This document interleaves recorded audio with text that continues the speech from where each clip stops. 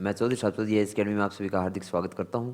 आज हम करने जा रहे हैं करंट अफेयर 2 दिसंबर का, जिसमें हम जो इम्पोर्टेंट टॉपिक रहेंगे करंट अफेयर के उसको डिस्कस करेंगे और उससे रिलेटेड आपसे किस टाइप के क्वेश्चन पूछे जा सकते हैं प्रीलिम्स एग्जाम में वो डिस्कस करेंगे। तो चलिए स्टार्ट करते हैं बिना किसी देरी के। आज का पहला टॉपिक हमारा इस्लामिक सहयोग संगठन यानी कि OIC, organisation of Islamic corporation. तो चलिए स्टार्ट करते हैं। The Organization of Islamic Cooperation is the second largest intergovernmental organization in the world after the United Nations यानी कि UN with a total of 57 member countries, यानी कि कुल 57 सदस्य देशों के साथ इस्लाम सहयोग संगठन यानी कि OIC, organisation of Islamic corporation, संयुक्त राष्ट्र यानी कि UN, और UN की फुल फॉर्म आपकी क्या होगी? यूनाइटेड नेशन के बाद विश्व का दूसरा सबसे बड़ा अंतर सरकारी संगठन है। After that this organisation act as a collective force of the Muslim world. This basic objective of this organisation is to protect the interest of the Muslim world amidst effort to promote peace and harmony in the global society, यानी कि यह संगठन जो है वो मुस्लिम जगत की एक सामूहिक शक्ति के रूप में कार्य करता है और इस संगठन का मूल उद्देश्य वैश्विक समाज में शांति और समृद्धि को बढ़ावा देने के प्रयासों के बीच मुस्लिम जगत के हितों को संरक्षण प्रदान करना है। After that India is neither a member nor or observer of the OIC. However, during the 45th meeting of the Foreign Minister of OIC, Bangladesh suggested that since India has more than 10% Muslim populations, India should also be included as an observer in the organization. Although Pakistan at that time, this proposal was opposed. यानी कि भारत जो है वो OIC का न तो सदस्य है और न ही पर्यवेक्षक है, क्योंकि OIC के विदेश मंत्रियों की 45वीं बैठक के दौरान बांग्लादेश ने यह सुझाव दिया था कि चूंकि भारत में 10% से अधिक मुस्लिम आबादी है, इसलिए भारत को भी इस संगठन में बतौर पर्यवेक्षक यानी कि ऑब्जर्वर शामिल किया जाना चाहिए, क्योंकि उस समय पाकिस्तान ने इस प्रस्ताव का विरोध किया था। और इसके बाद में इससे रिलेटेड जो है एक अच्छा क्वेश्चन बन सकता है जो आपसे प्रीलिम्स में पूछा जा सकता है। तो चलिए उस क्वेश्चन को डिस्कस कर लेते हैं। With reference of the organisation of Islamic corporation OIC, जिसकी शॉर्ट फॉर्म है, कंसिडर द फॉलोइंग स्टेटमेंट, यानी कि इस्लामिक सहयोग संगठन OIC के संदर्भ में निम्नलिखित कथनों पर विचार कीजिए। तो पहली स्टेटमेंट आपको दी गई है, it is the second largest inter government organisation after the United Nation, यानी कि संयुक्त राष्ट्र के बाद यह दूसरा सबसे बड़ा अंतर सरकारी संगठन है। Second, India has been given observer status in 2 OICs, यानी कि OIC में भारत को पर्यवेक्षक का दर्जा दिया गया है।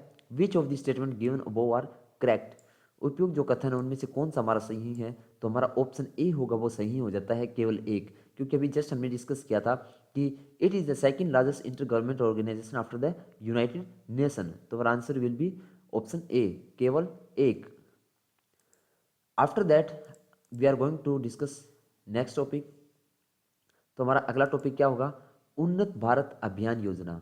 क्या होगा हमारा नेक्स्ट टॉपिक? उन्नत भारत अभियान योजना। तो द उपहार Bharat Abhiyan scheme is a major programme of the ministry of education for started in the year 2014, यानी कि उन्नत भारत अभियान योजना जो है वो क्या है?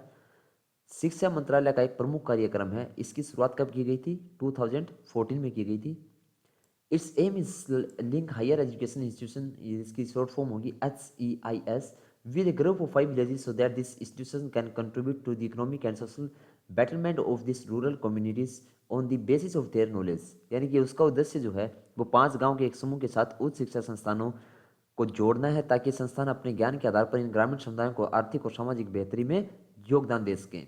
After that next point is it consist of 2 major domains for the overall development of villages, human development and objective development, यानी कि इससे क्या होगा? इसमें गांव के समग्र जो विकास के लिए 2 प्रमुख डोमेन शामिल हैं, मानव विकास और वस्तुगत विकास। वस्तुगत विकास क्या होता है हमारा? आर्थिक या फिर इकोनॉमिकल जो डेवलपमेंट होता है। After that advance India comparison 2.0 is an improve version of advance India comparison 1.0, it was launch in the year 2018, यानी कि उन्नत भारत अभियान 2.0 जो था, उन्नत भारत अभियान 1.0 का उन्नत संस्करण है और इसे वर्ष कब किया गया? 2018 में शुरू किया गया था। इससे रिलेटेड नेक्स्ट टॉपिक हमारा होगा UBA 1.0 was in innovation mode in invitation mode in which participating institutions were invited to be part of यूबीए, यानी यूबीए 1.0 जो है इस प्रकार से नियंत्रण मोड था जिसमें भाग लेने वाले संस्थानों को यूबीए का हिस्सा बनाने के लिए आमंत्रित किया गया था। After that next point is while UBA 2.0 is the challenge mode of the यूनव Bharat Abhiyan programme, Unnat Bharat Abhiyan Unnat Bharat Abhiyan programme where all HEIS are required to be adopt live 5 villages at at least 5 villages, यूबीए 2.0 mode is currently running, यानी कि जबकि यूबीए 2.0 उन्नव भारत अभियान कार्यक्रम का चुनौती mode है जहां सभी एचईआई को कम से कम 5 गांवों को अपनाना आवश्यक है, और वर्तमान में यूबीए 2.0 मोड चल रहा है। वर्तमान में जो वर्जन है वो कौन सा है, यूबीए 2.0। इससे अच्छा एक क्वेश्चन बनता है हमारा, इसी हमारा जो उन्नत जो भारत अभियान योजना जो है हमारी, तो इससे रिलेटेड भी एक अच्छा क्वेश्चन हमारा प्रीलिम्स में पूछा जा सकता है। तो चलिए डिस्कस करते हैं कि किस टाइप का क्वेश्चन आपसे प्रीलिम्स में पूछा जा सकता है। तो आपसे प्रीलिम्स में पूछा जा सकता है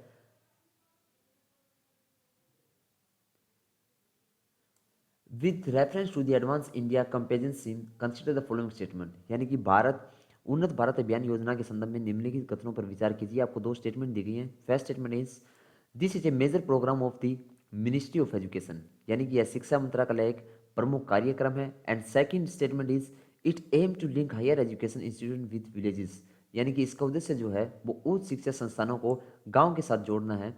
तो विच of the following statement is correct, यानी कि जो कौन सा स्टेटमेंट दी गई है वो सही है। तो our answer is option C, एक और दो दोनों, क्योंकि ऊपर जो दोनों स्टेटमेंट दी गई हैं, this is a major programme of the ministry of education and second one is it aim to link higher education institution with villages, ये दोनों स्टेटमेंट जो है हमारी वो उन्नत भारत अभियान योजना से संबंधित है, इसीलिए हमारा आंसर जो है ऑप्शन सी हो जाता है, एक और दो दोनों। After that our next topic is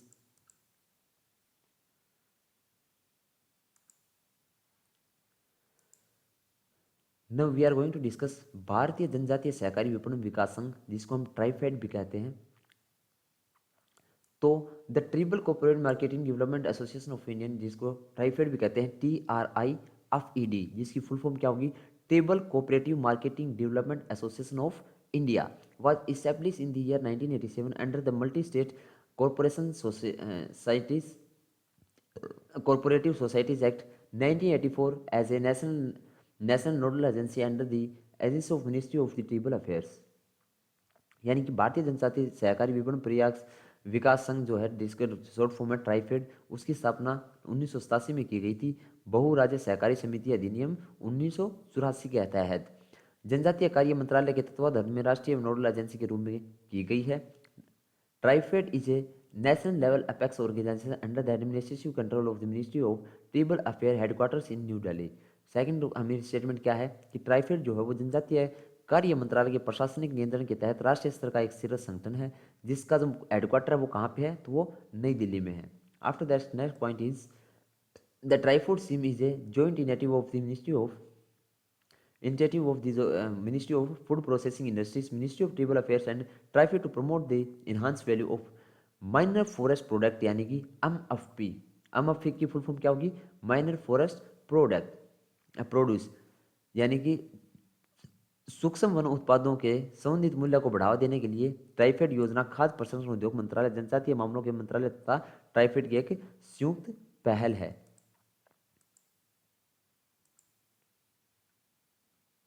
इससे रिलेटेड आपसे क्वेश्चन पूछा जा सकता है प्रीलिम्स में। तो किस टाइप का क्वेश्चन आ सकता है, तो आपसे पूछा जा सकता है with reference to the tribal corporation marketing development association of India, जिसको ट्राइफेड जिसकी शॉर्ट फॉर्म है, कंसिडर द फॉलोइंग स्टेटमेंट, यानी कि भारतीय जनजातीय सहकारी विपणन विकास संघ के संदर्भ में निम्नलिखित कथनों पर विचार कीजिए। आपको 3 स्टेटमेंट दी गई हैं। पहली स्टेटमेंट हमारी क्या होगी, it was establish in year 1987 as a central public sector enterprises, यानी कि इस वर्ष 1987 में केंद्रीय सार्वजनिक क्षेत्र उद्यम के रूप में स्थापित किया गया था। After that next statement is it functions under the administrative control of the ministry of tribal affairs, यानी कि यह जनजातीय मामलों के मंत्रालय के प्रशासनिक नियंत्रण में कार्य करता है। And third statement is TRIFOOD scheme is a joint initiative of ministry of food processing industry, ministry of tribal affair and TRIFED, यानी कि ट्राइफेड योजना जो है वो खाद्य प्रसंस्करण उद्योग मंत्रालय, जनजातीय मामलों के मंत्रालय तथा ट्राइफेड की एक संयुक्त पहल है। Which of the statement given above are correct, जो ऊपर दी गई स्टेटमेंट है तीनों इनमें से कौन सी सही है, तो हमने जस्ट पीछे डिस्कस किया था, तो इसीलिए यहाँ पे दूसरी और तीसरी जो स्टेटमेंट है वो बिल्कुल हमारी सही है, सेकंड और थर्ड स्टेटमेंट हमारी करेक्ट है, इसीलिए हमारा आंसर हो जाता है ऑप्शन बी, केवल 2 और 3। After that our next topic is IOC, Hind महासागर आयोग। और आईओसी की फुल फॉर्म क्या होगी? Indian ocean commission. आईओसी की फुल फॉर्म क्या होती है? Indian ocean Commission. और हिंदी में क्या कहेंगे हम? हिंद महासागर आयोग। सोच लो, देख लेते हैं कि आईओसी क्या है। तो द इंडियन ओशन कमीशन, जिसकी शॉर्ट फॉर्म है IOC, is an inter government body created in the year 1984 that protect the interest of the island of the western Indian Ocean. यानी कि हिंद महासागर आयोग आईओसी वर्ष 1984 में सर्जित एक अंतर सरकारी निकाय है जो पश्चिमी हिंद महासागर के द्वीपों के हितों की रक्षा करता है। आफ्टर दैट अब नेक्स्ट इज इट इंक्लूड मोडागास्कर, कोमरोज, कोमरोजला या फिर रियनियन, मार्टिस एंड साइक्लेस, यानी कि मोरोसिस और Seychelles. Second statement is it include Madagascar, Comoros, Reunion और मोरोसस और सेसलस। इसमें जो है मोडागास्कर, कोमरोसला, रियूनियन और जो फ्रांसीसी विदेशी जो क्षेत्र है उसको हम क्या कहते हैं? रीयूनियन, मोरोसस और सेसलस शामिल है। After that the commission has 5 observer countries, India, China, European Union जिसकी शॉर्ट फॉर्म होती है EU, Malta and the international organisation of law, OIF जिसको हम कहते हैं। तो क्या कहा गया है? आयोग के 5 पर्यवेक्षक देश है भारत, चीन, यूरोपीय संघ, माल्टा और international organisation of law Francophonie. Last one is India joined the ocean Indian ocean commission IOC as a observer in March 2020। भारत जो है मार्च 2020 में प्रवेशक के रूप में हिंद महासागर आयोग शामिल हुआ, जिसकी शॉर्ट फॉर्म क्या होती है? आईओसी होती है, और फुल फॉर्म क्या होगी? Indian ocean commission. इससे अच्छा आईओसी से रिलेटेड भी एक अच्छा क्वेश्चन आपका प्रीलिम्स के लिए बन जाता है, तो चलिए वो डिस्कस कर लेते हैं। Consider the following statement regarding the Indian ocean commission IOC. Hind महासागर के संबंध में निम्नलिखित कथनों पर विचार कीजिए। आपको यहाँ पे 2 स्टेटमेंट दी गई, उनमें से देखना कौन सी जो है वो आईओसी से संबंधित है। तो first statement is IOC was established in the year 1984 to protect the interest of the island of western Indian Ocean. यानी कि आईओसी जो है उसकी स्थापना कब की गई थी? 1984 में पश्चिमी हिंद महासागर के द्वीपों के हितों की रक्षा के लिए की गई थी। सेकंड स्टेटमेंट में क्या कहा गया है? China is a permanent member of Indian ocean commission which India has only observer status. यानी कि चीन जो वो हिंद महासागर आयोग का स्थायी सदस्य है, जबकि भारत को केवल पर्यवेक्षक का दर्जा दिया गया है। Which of the statement given above are correct. पूछा गया है कि ऊपर दी गई थी दोनों स्टेटमेंट में से कौन सी सही है। तो our answer will be option A, केवल एक। जो पहली जो स्टेटमेंट है वो बिल्कुल हमारी सही है। IOC was establish in the year 1984 to protect the interest of island of the western Indian Ocean. यानी आईओसी की स्थापना जो है वो 1984 में पश्चिमी हिंद महासागर के द्वीपों के हितों की रक्षा हेतु की गई थी। इसी के साथ हमारा 4th क्वेश्चन भी कंप्लीट होता है। आज का हमारा लास्ट जो टॉपिक रहेगा करंट अफेयर का, और हम जो करंट अफेयर करते हैं वही डिस्कस करेंगे जो इंपॉर्टेंट होगा।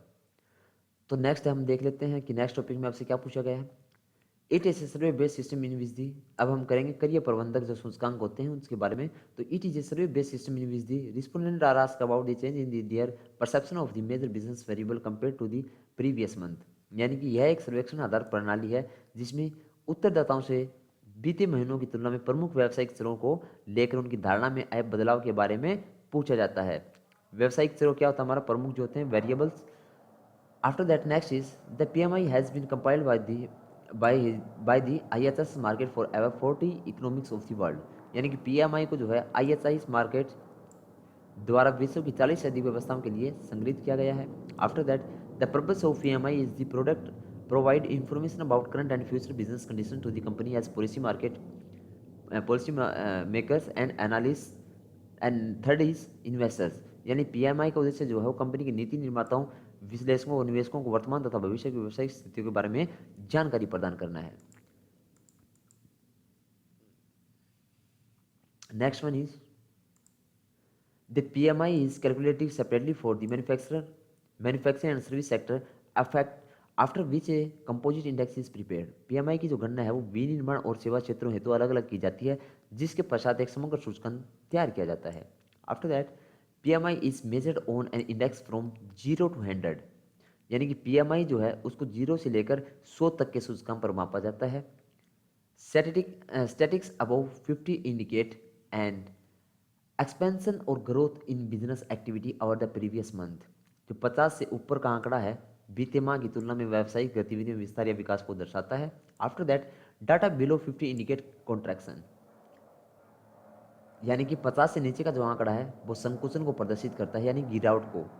अगर 50 से ऊपर है तो वो वृद्धि को दिखाता है, और 50 से अगर नीचे है तो किसको दिखाता है, वो गिरावट को दिखाता है। After that if the PMI is stable of 50 point it means that there is no change in business activities.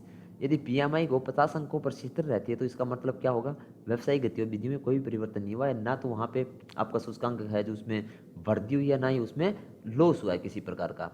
तो पीएमआई से रिलेटेड भी आपसे एक अच्छा क्वेश्चन पूछा जा सकता है प्रीलिम्स में। तो चलिए डिस्कस कर लेते हैं कि कैसा क्वेश्चन आपसे प्रीलिम्स में पूछा जा सकता है। तो आपको दे दिया जाएगा कंसिडर द फॉलोइंग स्टेटमेंट, कि निम्नलिखित कथनों पर विचार कीजिए। यहाँ पे आपको दो स्टेटमेंट दे दी जाएंगी और पूछा जाएगा कि कौन सी सही है। तो चलिए देखते हैं, यहाँ पे दो स्टेटमेंट दी गई। पहली है purchasing manager index is release every year by the central static office, यानी कि क्रय प्रबंधक सूचकांक जो है वो प्रतिवर्ष केंद्रीय सांख्यिकी कार्यालय द्वारा जारी किया जाता है। Second statement is the composite index is constructed bye compiling manufacturing and service sector, यानी कि संयुक्त सूचकांक का निर्माण जो है वो विनिर्माण एवं सेवा क्षेत्रों को मिलाकर किया जाता है। तो हमने अभी थोड़ी देर पहले डिस्कस किया था कि सेकंड जो स्टेटमेंट है कि the composite index is constructed by combining manufacturing and service sector, that means our second statement is correct. तो our answer will be option B, केवल दो, ओनली टू। इसी के साथ हमारा आज का करंट अफेयर खत्म हो जाता है। तो कमेंट करके जरूर बताएं आपको कैसा लग रहा है, कोई चीज़ समझ में नहीं आती तो वो भी बताइएगा। तो मिलते हैं 3 दिसंबर के करंट अफेयर के साथ, तब तक के लिए बाय बाय, टेक केयर।